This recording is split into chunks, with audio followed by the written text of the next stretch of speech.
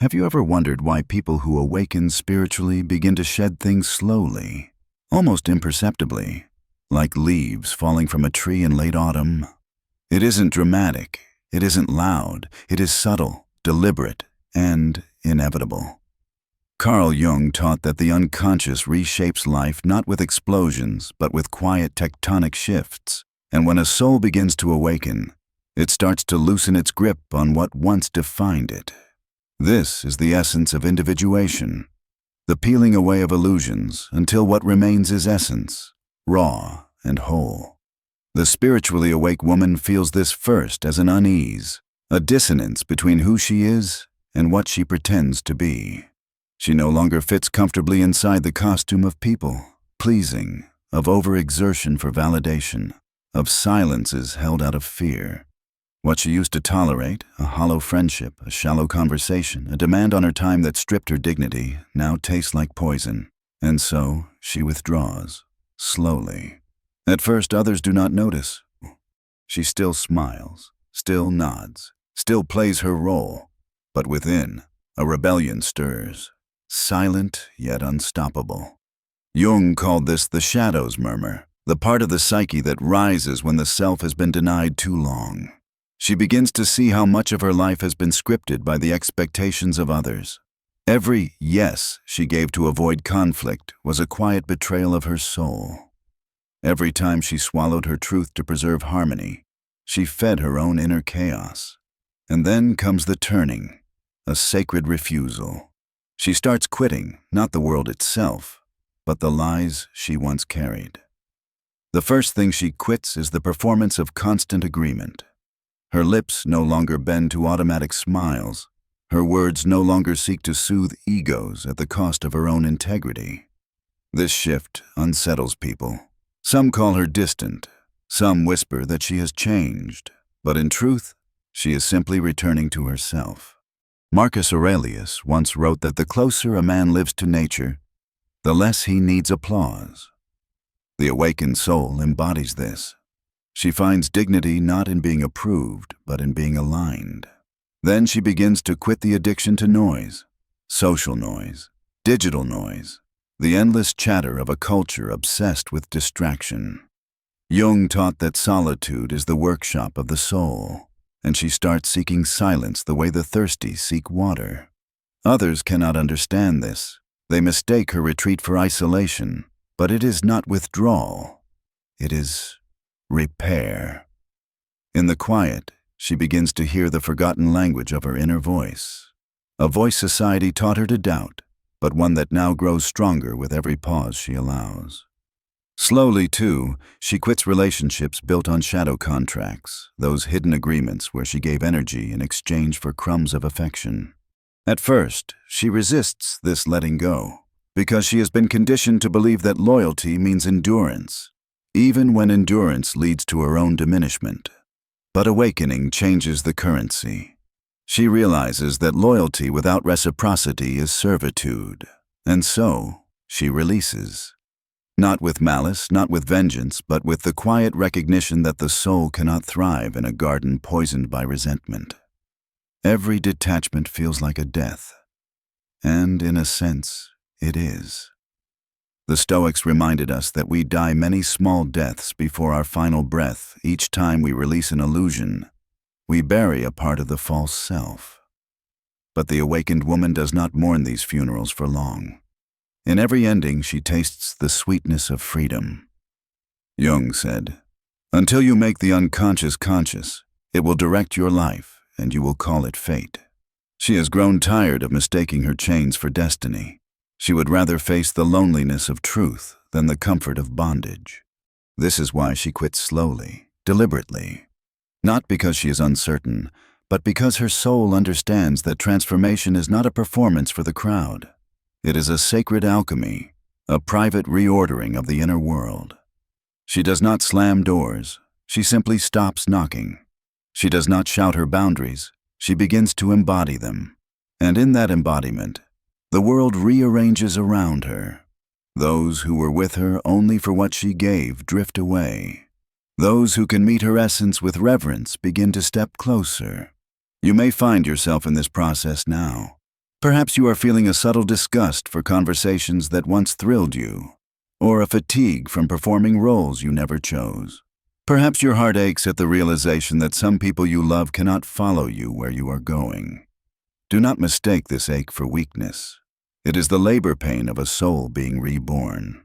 The spiritually awake always walk this path, quitting what is false step by step, until only the essential remains. And though the journey looks like subtraction, it is, in truth, addition. Every time you release what is not you, you create space for what is. Space for authenticity, space for love without chains, space for a life where you no longer beg for permission to exist. The world will resist you, for society thrives on your compliance, but your soul will not resist. It has waited too long to be heard. The spiritually awake begin to quit the intoxication of comparison. Once, their eyes scanned the horizon of others' lives, measuring themselves against fleeting illusions of success, beauty, or belonging. They drank from the poisoned chalice of not enough, convinced that worth could be tallied by external markers. But with awakening, something inside cracks open. They realize comparison is not admiration, it is self-betrayal. Marcus Aurelius warned that envy is ignorance of the self, and the awakened heed this wisdom. They quit the game of measuring their light against another's flame, because they finally see each soul is lit by a different fire. Carl Jung believed the psyche hungers for authenticity, and when it is starved, it lashes out in envy and projection. The spiritually awake person recognizes this within themselves, the petty jealousies, the silent competitions, the longing glances toward lives that were never theirs to live. And rather than condemning these shadows, they name them. They let the envy burn in the open air until it transforms. Slowly, they quit looking outward for proof of value and begin the deeper work of integrating their own neglected fragments. The question shifts from "why not me?" to "what is calling me from within?" They also quit the frantic chase for constant productivity. Awakening dissolves the illusion that a life's worth is measured in busyness. Once, they filled every hour with tasks, not because they loved the work, but because stillness terrified them. Stillness threatened to reveal the emptiness beneath the performance. But in awakening, they begin to understand what Seneca wrote centuries ago. It is not that we have a short time to live, but that we waste much of it. They quit the cult of endless doing, and instead, they begin to practice being. This quitting does not make them passive. Quite the opposite. It allows them to choose with precision. Where before they scattered their energy across obligations and distractions, now they guard their attention like sacred currency. They no longer say yes to everything, because each yes is also a no to themselves. Jung spoke of individuation as the process of becoming a singular being rather than a copy of the collective. And so, they quit living by inherited scripts of hustle and begin living from the inner compass of purpose. Slowly, too, they quit the performance of perfection. Awakening unmasks the truth that perfection is not wholeness, but exile. The exile of flaws, wounds, and chaos, into the unconscious, where they fester as shame. The awakened soul chooses another path. They let their imperfections breathe. They no longer pretend to have all the answers, nor do they shrink from their scars. They understand that cracks are not defects, but openings where light can enter. This surrender frightens those still trapped in the theater of perfection. But the spiritually awake refuse to audition for roles that demand they erase themselves. You may feel this tug already. Perhaps you've grown tired of curating yourself for approval, weary of pretending your life is cleaner, brighter, or happier than it is. That weariness is not depression, it is clarity. It is your soul whispering that you were not made to perform, but to exist in raw, unpolished truth. To quit the mask is terrifying, for the world punishes authenticity. But to keep the mask is worse, for it starves your spirit. The spiritually awake also quit tolerating conversations that drain their spirit. They no longer linger in circles that thrive on gossip, complaints, or shallow distractions. Not because they judge, but because they have learned the cost of such exchanges. Words are energy, and every trivial or malicious conversation siphons vitality from the soul. Jung taught that energy flows where attention goes, and so, awakened souls begin to direct their attention only to what nourishes, the conversations that expand, the silences that heal, the connections that honor depth. This shift is subtle at first. They decline invitations without explanation. They drift away from old circles. They grow silent when the noise begins. People notice. They may accuse them of arrogance or distance, but the spiritually awake know. It is not distance. It is discernment. They quit sacrificing their inner peace for the comfort of belonging to places where they never truly belonged.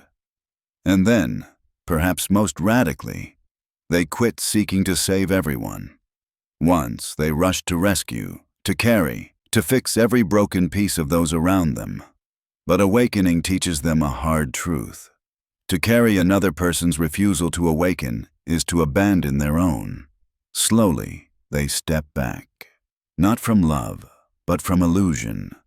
They realize that true compassion is not rescuing, it is allowing others the dignity of their own lessons, their own shadows, their own timing. This quitting is not cruelty. It is wisdom. It is the recognition that no one can be forced into awakening, just as no seed can be pulled open by impatient fingers. Growth has its season, and the awakened soul no longer sacrifices their own spring for another's winter. Perhaps you feel this tension, the pull to help, the ache to fix, the fear of being called selfish if you stop. But hear this: when you abandon yourself in the name of saving others, you teach the world that your worth is negotiable. When you honor your own path, you become an example, not a rescuer. And examples awaken more deeply than rescue ever can. The spiritually awake begin to quit the craving for external validation. Once, every gesture, every achievement, every smile was a secret plea. See me. Approve of me. Tell me I am enough. But as awakening deepens, that hunger starts to rot on the tongue. Jung warned that the one who builds their worth on applause lives enslaved to the moods of the crowd. The spiritually awake grow tired of this slavery. They slowly quit the stage of constant proving, and instead they stand in the quiet dignity of being. At first, this quitting feels like exile. When she no longer seeks validation, the silence is deafening. No one claps. No one crowns her. She feels invisible. But soon, something astonishing happens. The silence becomes a sanctuary. She discovers that her worth was never dependent on applause. It was only obscured by it.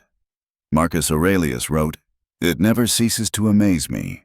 We all love ourselves more than other people, but care more about their opinion than our own." The awakened soul finally breaks this contradiction. She starts living by her own verdict. In this liberation, she also quits the compulsion to explain herself. She used to waste hours justifying her choices, defending her truth, smoothing every edge of her being so others would not feel discomfort. But the spiritually awake come to see this pattern as a subtle violence against the self. Every over-explained choice was a way of begging permission to exist. Now, she refuses. She understands that truth does not require defense. It requires embodiment.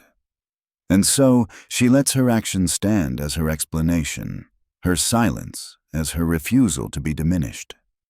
She quits, too, the addiction to certainty. Awakening teaches her that life is not a puzzle to be solved, but a mystery to be lived. The ego demands guarantees, maps, outcomes. The soul requires only presence. Jung described individuation as a spiral, not a straight path, and the awakened accept this with grace. They quit forcing answers, quit strangling the future with anxious control. Instead, They begin to rest in the unknown, not with fear, but with reverence. What once felt like chaos begins to feel like freedom. This surrender frightens those around her. People conditioned to cling to certainty may accuse her of being reckless, detached, unrealistic. But she knows the deeper truth. Clinging is the real recklessness, for it resists the natural tides of life. To surrender is not to give up. It is to align with what already is. Epictetus reminded us, "Do not seek to have events happen as you want them to, but instead want them to happen as they do happen, and your life will go well." The spiritually awake embody this, quitting the illusion of control, embracing the sacred flow. Another quiet revolution takes place. She quits participating in relationships where love is conditional. No longer will she dance for scraps of affection, bending herself into fragments just to remain acceptable. She begins to recognize the difference between true connection and emotional bargaining. Where once she tolerated manipulation disguised as love, she now refuses. She is willing to walk away, even if it means walking alone. This quitting terrifies her at first. The fear of abandonment whispers, "If you stop giving, they will leave." And sometimes it is true, they do leave. But what remains is cleaner, purer, more real. She realizes that love which requires her to betray herself is not love, but captivity. Jung once wrote that the greatest tragedy is to lose oneself in order to please others. The spiritually awake refuse this tragedy. They quit chains disguised as intimacy and choose freedom over false belonging. With each release, she grows lighter. Quitting is no longer about loss. It becomes about reclamation. She reclaims her voice, her time, her silence, her energy. She learns that every no to the false is a resounding yes to the true. The paradox of awakening is revealed. Quitting is not the end of life. It is the beginning of it. And perhaps you feel this now. The discomfort of staying where you no longer fit, the ache of explaining yourself into exhaustion, the fatigue of chasing love that demands your diminishment. If so, know this. The quitting you fear is the very doorway to the life you long for. Your soul is not asking you to abandon, it is asking you to return. Return to what is whole, to what is real, to what has always been yours. The spiritually awake also quit the subtle chains of people, pleasing. Once they shaped themselves into mirrors, reflecting back what others wanted to see, so agreeable, so reliable, so endlessly available. But beneath the surface, resentment festered.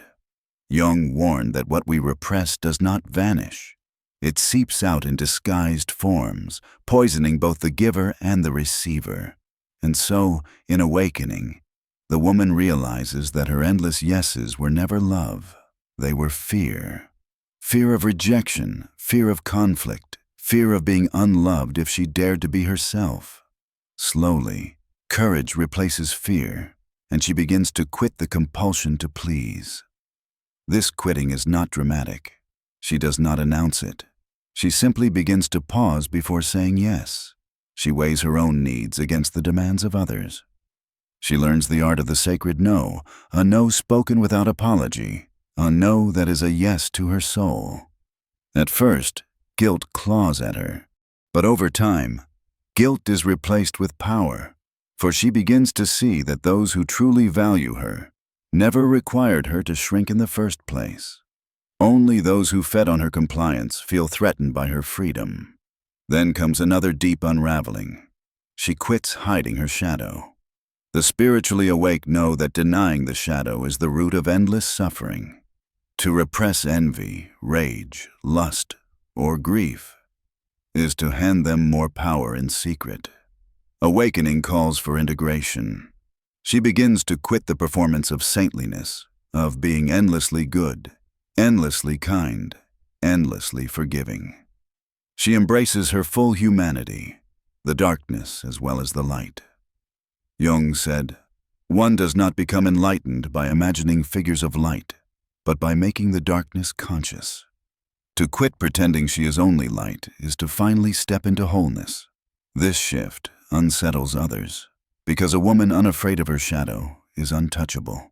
She cannot be guilted by accusations, because she knows her own capacity for darkness.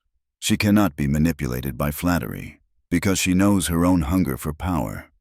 By quitting denial, she becomes both fierce and compassionate, humble yet unyielding. The paradox is alive in her. She is both tender and unbreakable, for she is no longer at war with herself. She also quits chasing closure. Once, she waited endlessly for apologies, explanations, or tidy endings to justify her release. But the spiritually awake come to see that closure is rarely given by others. It is chosen within. She stops returning to conversations that only reopen wounds. She stops begging the past to rewrite itself. Instead, she honors the wound as it is and walks forward carrying wisdom, not bitterness. This is not indifference, but sovereignty. To quit chasing closure is to reclaim the key to her own freedom. Slowly, she quits the idea that suffering must always be avoided. Awakening teaches her that pain is not an enemy, but a messenger. Jung insisted that neurosis is often the avoidance of legitimate suffering, and the spiritually awake come to see by this truth. She no longer numbs every ache with distractions, relationships, or compulsions. Instead, she listens. What is this pain trying to reveal? What shadow is asking to be integrated? She quits running from the fire and instead allows herself to be reshaped within it. This surrender transforms her, for when she no longer fears discomfort, she becomes unmanipulable. Those who once controlled her through guilt or rejection find that their weapons no longer pierce. She has become larger than pain, larger than fear. Seneca once said, "He suffers more than necessary, who suffers before it is necessary." The awakened soul knows this, and so she meets life with calm courage. And perhaps you are beginning to feel this strength within yourself. The subtle exhaustion from always pleasing, the ache of waiting for closure that never arrives, the quiet rebellion rising within you against your own masks. These are not signs of weakness, they are signs of awakening. You too are quitting slowly. You are dismantling the false layer by layer until only truth remains. Remember this. The quitting is not a loss, it is a refinement. You are not becoming less, you are becoming distilled, pure, essential. And in that essence, there is power no one can take from you. The spiritually awake also quit the thirst for control.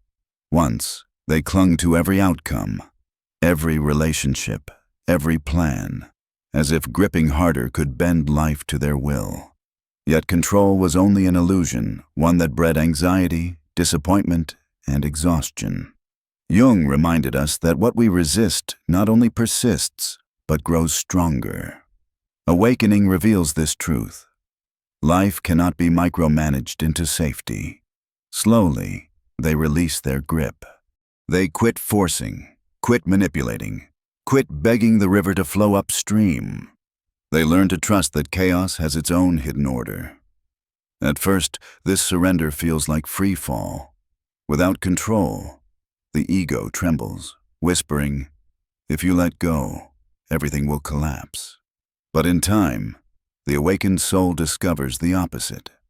Letting go does not collapse life. It expands it. In relinquishing control, she begins to dance with synchronicity, the mysterious alignment of inner and outer worlds that Jung described as the language of the unconscious. Opportunities appear unforced, relationships unfold without manipulation, and guidance arrives in ways logic could not predict. Control was never safety. Surrender is Another profound quitting emerges, the need to be endlessly understood. The spiritually awake realize that not everyone can or will comprehend their path. Once, they exhausted themselves trying to explain their depth to those who only valued surfaces, pouring out their soul, only to be met with blank stares or subtle dismissal. Now, they quit this performance. They stop explaining their hunger for solitude, their refusal of shallow pleasures, their insistence on boundaries. They let their choices speak. Those who cannot understand fall away. Those who resonate step forward. Silence becomes their ally. They also quit being hostage to time.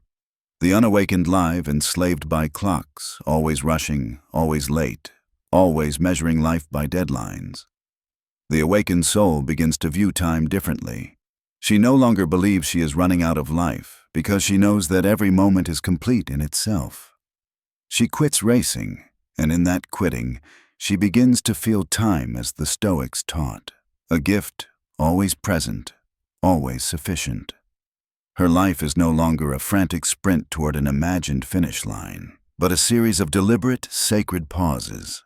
The spiritually awake also quit mistaking intensity for intimacy. Once, they confused chaos for passion, turbulence for love, and drama for depth. They clung to relationships that drained them because the highs were intoxicating, the lows devastating. Yet the cycle made them feel alive. Awakening unmasks this illusion. They see that true intimacy is not fire that burns, but light that warms. Slowly, they quit the roller coaster of toxic connection. They begin to desire calm, not chaos. They choose presence over drama, consistency over adrenaline. Jung described individuation as integration, and integration cannot thrive in turbulence. It requires stability, silence, trust. And perhaps most importantly, they quit betraying their intuition. Once they dismissed the quiet whispers within, silenced them with reason, ignored them in favor of external advice. But awakening makes the inner voice too loud to deny. They start to notice that every time they ignored their intuition, suffering followed. Every time they honored it, alignment unfolded. So, they quit abandoning that voice. It becomes their compass, sharper than logic, clearer than approval, deeper than fear. Do you feel this in yourself? The fatigue of control, the ache of explaining, the emptiness of chaotic love? These are not flaws in you, they are signals. They are whispers of the soul asking you to quit what no longer belongs, to step into trust, silence, presence, and intuition, to stop bargaining for your life and start living it. Quitting, in the awakened sense, is not defeat. It is ascension. With every release, the soul climbs higher, lighter, freer. The illusions fall away, but the essence remains. And in that essence is the rarest treasure, peace that is no longer negotiable. The spiritually awake also quit the endless hunger for belonging at any cost. Once, they bent themselves to fit into circles, families, workplaces, relationships, chipping away pieces of their soul to be accepted. They tolerated ridicule disguised as humor, shallow connections disguised as friendship, authority disguised as wisdom. But awakening cracks the mask. Jung wrote that the greatest tragedy is to become the persona, the social mask, rather than the self. And so, the awakened slowly quit the compulsion to belong where their essence is unwelcome. At first, this feels like abandonment. The room grows emptier, the phone quieter, the social calendar barren. Yet within that emptiness, something unexpected emerges: relief. They realize that what they once called community was often just conformity. Belonging at the price of authenticity was never belonging, it was exile from the self. To quit false belonging is to choose solitude over betrayal, truth over performance. And in that solitude, they find a new tribe, not of convenience, but of resonance. Another quitting unfolds in the way they handle conflict. Once they avoided confrontation, swallowing words to keep the peace. But avoidance only fed resentment, and resentment only deepened division. Awakening reveals that real peace is not the absence of conflict. but the presence of truth. Slowly, they quit silencing themselves. Their voice sharpens, not with cruelty, but with clarity. They learn that honesty delivered with firmness is more compassionate than lies delivered with a smile. They no longer apologize for existing, no longer dilute their truth to soothe fragile egos. Their words cut cleaner now, because they come from alignment, not from fear. The spiritually awake also quit the belief that healing is linear. They stop expecting themselves to arrive at some perfect state where wounds vanish and shadows dissolve. Instead, they embrace cycles, the ebb and flow, the breaking and rebuilding, the descent and return. They quit punishing themselves for setbacks, realizing that each fall is a spiral, deeper into wholeness. Jung said, "There is no coming to consciousness without pain." And so, they quit expecting healing to be painless. They welcome the ache as proof of becoming. Slowly, they also quit measuring their worth by relationships. Once, love was a mirror. They needed someone else's eyes to confirm their beauty, their strength, their worth. But awakening teaches them that external mirrors distort. Some magnify, some diminish. None reveal the whole. So, they quit searching for themselves in another's gaze. They begin to love from fullness, not from hunger. They enter relationships not to be completed, but to be expanded. And when a bond demands self-erasure, they walk away, not in bitterness, but in quiet certainty. The self is not negotiable. The spiritually awake quit carrying guilt for outgrowing others. This may be one of the hardest releases. They remember the laughter once shared, the closeness once felt. But awakening shows them that outgrowing is not betrayal, it is evolution. To stay small so others feel comfortable is the true betrayal. So they quit apologizing for their growth. They bless what was, they release what is no longer, and they step forward without dragging corpses of past selves.